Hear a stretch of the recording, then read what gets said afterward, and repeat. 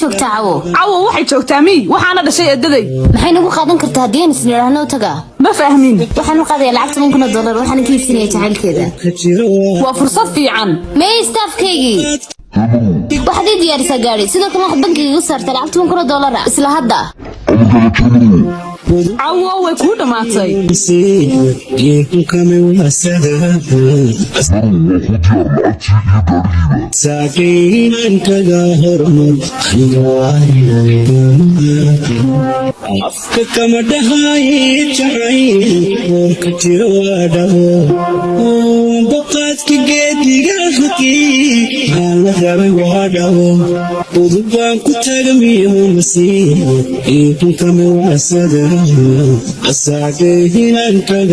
الله وابا تنبا عوي عو الله ينابتي استريح سوق halkaasaad ku salaaman tahay inaabti hawl yar ayaan ku hayaa waxaan rabaa inaad hawsha ka faa'iideysato hadii aad aqal leedahay idhi barsada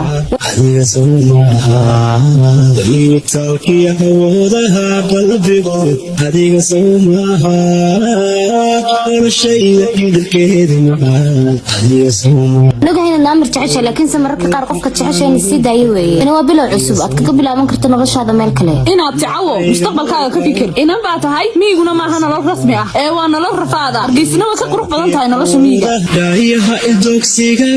jacaylkaygu iib maaha dollar baa jeedaya hadii adduunka oo dhan isaga lay garab dhigo isaga dooran taas laygu yeedho hayo marwo aqoonay adiga in baray ashaq kiisa ilaha wadna beerka kalgaluriya unugaydan adiga ku taqaana gabadha awal dhaho wana qaana maxay qabataa gabadhaasi wali ma loo soo geed fadhiistay ama ma jira wali qof isku day inuu soo geed fadhiisto maya ma jira laakiin waxa jira wiil ilmaadariyiin oo laha maadhow soo geed fadhiisanaya sababtoo ah waxa isticlaadeen in ilmaadariyiin ama qaraabo yihiin ninkaas magaalada Hargeysa ka yimaade marka wuxuu diidanay ninkaas isticlaadaan ninkaasna saaxiib baan nahay oo wuxuu igu yiri war soo geed fadhiisanaya caw ninka ma jeceshahay marka ma laakiin waxa uu ixtiraamtaa qaraabo ahaan ninka magacii rays hayo wad mahadsan tahay ii baashaan waxaan lacag tolmaaniga iskale ama dadkina dhacaya qoshi qarsaadigu maxaa ka galay hayo markastan ku baahnana waa inaan ku heli karno kama dhahay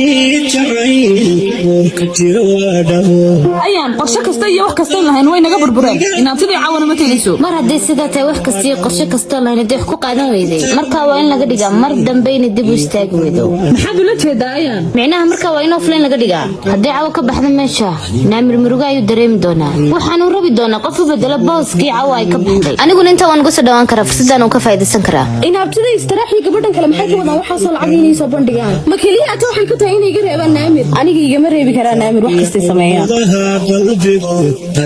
tani waa waali jacaylku marka qaar waali ayuu noqdaa ayaan sug anigu riskiga kulama qaadan karo kulamana geli karo ee waa kugu kaliga istareex xasuusno marka koobaad inaad tahay saaxiibadayda ilaa yaraantii marka labaadna xasuusno inaan kugu leeyahay lacag aad iyo aad fara badan oo aanad iska bixin karin qorshaha hadaad ii dhamayso waxaan ku ballan qaadi doonaa inaan ka qaadi doono wax lacag taan kugu leeyahay adiga ayaa iskale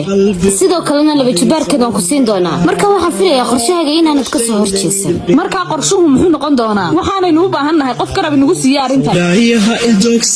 rayska haa waan xasuustaa waa ninkii naloo sheegayay iyada jeclaa haa waa nin jecel cawo oo welibana dhaawacan nin dhaawacan uu sahlan yahay siduu ku aqbalo wax kastaba haye sidaynu u heli karnaa rayska oo halkaynu ka heli karnaa qorshaha mar hore ayaan ka sii fikiray aabi moobilkaygi